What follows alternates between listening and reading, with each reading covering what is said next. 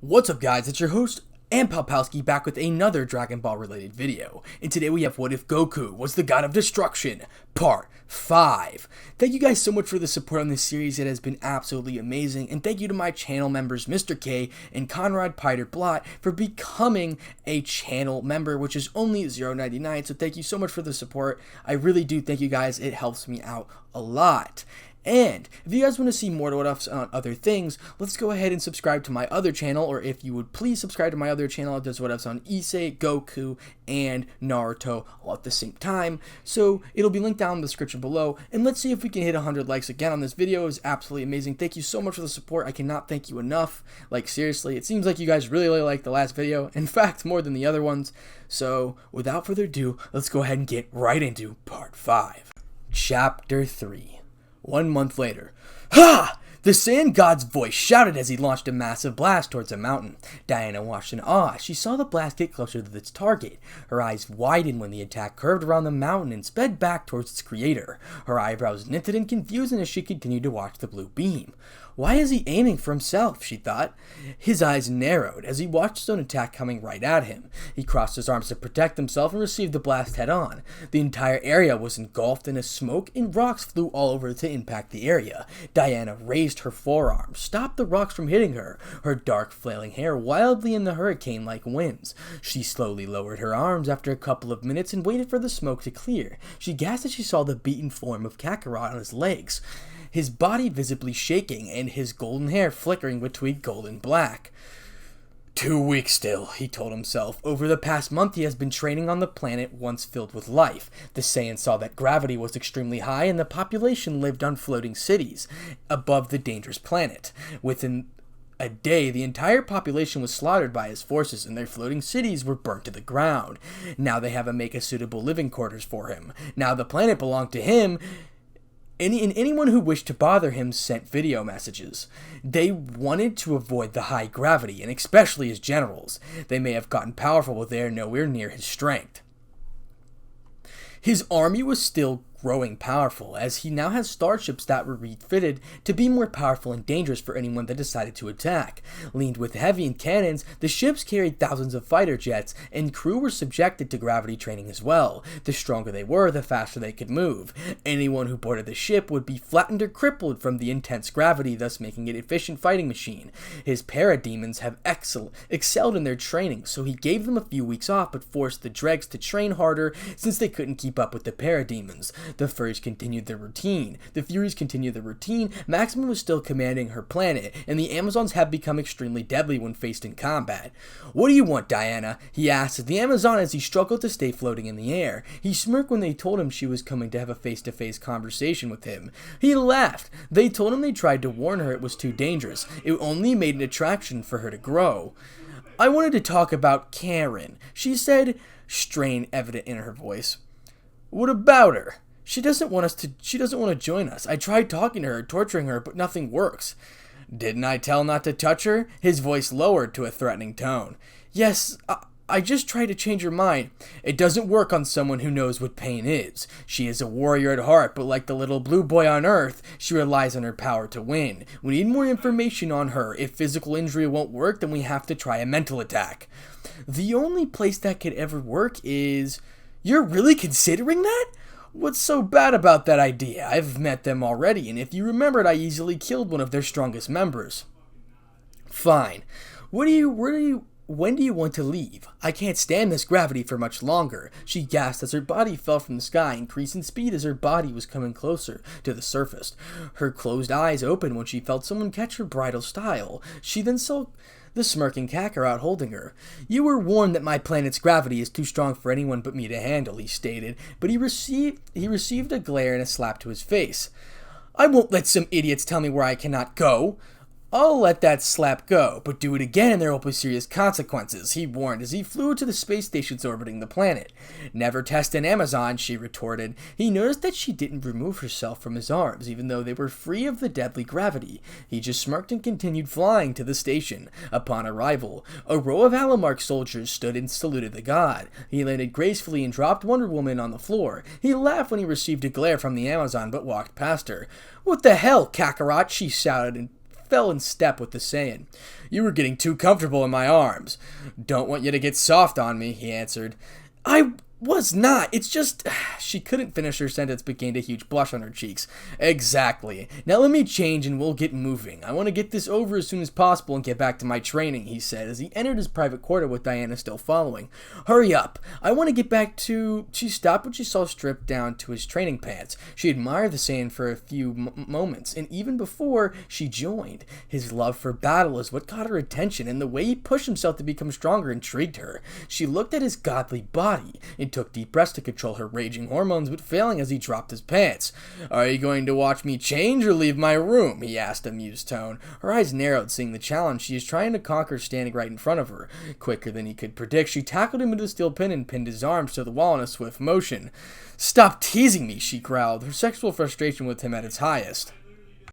I'm going to cut that a little short right there, and basically what they did was smash. So, without further ado, let's move on. "What is it, Barda?" he questioned, noticing the explosions in the viewport of Maxima's personal ship. "Just calling to see what my Saiyan is doing. Our little space battle is boring, and it'll be a while before we can land on the planet. Can't you just create a boom tube on the surface?" "We could, but they have ground covered. We would lose more soldiers than what it's worth." "That's true. My soldiers may be stronger, but they can still die by the same means." "Hello, my king," Maxima shouted over the giant shoulder of Barda. "Hello, Maxima. Any news on the battle?" "They just started retreating. Our forces are killing them as we speak. I have other news for you as well," her face filled with excitement. "You're pregnant." He saw her excitement fade a little. "Not yet, but we can still keep trying," her voice filled with lust. "We just have received a message from the planet's surrenderer. We can take the planet or kill every single thing that can hold a weapon. Please, choose the latter." His eyes glowed yellow and the smirk played across his face. "Kill them all. I don't want all of our enemies to know I actually show mercy all the time. Have fun, my queens. Bring a souvenir from their leader back to me, or better yet, bring his head." "My pleasure, Kakarot," Barda responded before cutting the link. "I thought you said you were going to wait for me." He knew who was behind. "I did, but Saiyans are usually impatient and tend to explore their planet. I saw the arena and decided to..." He turned around and almost lost his breath. "Check it out." He sold Diana a black jacket, the sleeves rolled up, her silver bracelets replaced with golden ones, her shoulders had extra padding, and a black choker with a golden center around her neck. She wore red fingerless gloves that reached to her forearm, black tight spandex with black hide heels that some kind of gold braces on her ankles. Under her jacket was a red corset with golden W around her waist, but it was a golden belt. On her head was a gold band with a red star. Just like on her shoulders, she donned on her sword and shield on the back of her weapons for the mission. Her icy blue eyes stared at him at a black flare with the wind. He wasn't ashamed to admit, but she looked extremely beautiful to him in every way. "What's wrong, Kakarot? It seems something's bothering you." Her smirk was evident as she watched the Saiyan god collect himself. "Nothing." He looked away, trying to hide a small blush. "Liar. Well, at least you look threatening rather than a sight for sore eyes. I was wondering if you were going to fight in your underwear during the war," his cocky voice slowly returning. "I would've if someone didn't destroy my armor. Like I said before, it was in the way."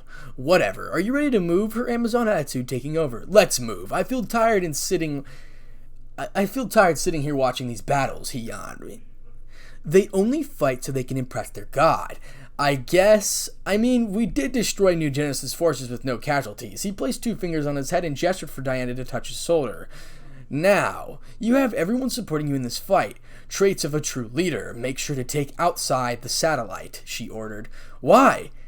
He concentrated on the planet Earth. Within the second, they appeared on space and close to the floating satellite, the Justice League headquarters. "If I know Batman, then I know we'll have some kind of security measures to stop intruders from obtaining their data," she explained. "Then we need a distraction. Draw their heavy hitters and support to one location." His hands began glowing. "It would make sense. A major problem that would draw many of the League away." She smirked and flew a couple of feet away from his glowing body. "Then let's create a distraction." Ha! He shot his hands forward and launched a couple blasts at the desert area of Africa and parts of Europe. She watched in fascination as the glowing balls disappeared. Paris and France. The city was working in its usual way, people rushing to their destinations and children rushing off to school. Traffic jams, a rare sight in a peaceful city. Ugh! Stupid traffic jams, we're going to be late for school, a teenage girl said to her friend. At least I have some more time to study for English quiz. Can you help me understand what the poem we're supposed to read? A boy in glasses said. Sure, Tom. Suzanne, can you move over? We could study? Sure, but I need help as well. If I fail, the end of my world, the parents find out. Her phone suddenly went off in her pocket. Speaking of parents, yeah, Mom? Are you at school yet? No! The traffic jam was slowly moving, but the bus barely gets 5 feet everywhere we move. We do need to find a better way to go to school. What's that? Suzanne, look! Her friend shouted. She moved past to look out her window. Those are some bright lights, and loud. Tom shouted just before seeing the balls of light hit the ground far away from the city. Boom! The very ground shook, and the bright engulfed the sky. Buildings and cars were blown away as the heavy winds pushed people to the ground. They slowly stood as they watched the bright light die down and smoke rising in the distance. People began to run for their lives as they saw more of the balls of light falling from the sky, more explosions following the first one. Suzanne, baby, are you all right? The voice of her mother screaming from her phone. Yes, Mom, what was that? The city's alarm ringing the bells, and they were still falling. Just run and get to safety. I'll see you... The line was cut off, and when an explosion to their location occurred, the students ran from their bus and joined the masses of people running for their lives. Mom, Mom, Mom! She screamed in her phone with no response. She saw one ball hitting the building a few miles away, and they saw the dome of light rushing towards the bus. She closed her eyes. An intense heat that reached her dying screams faded away as the blast consumed the entire area.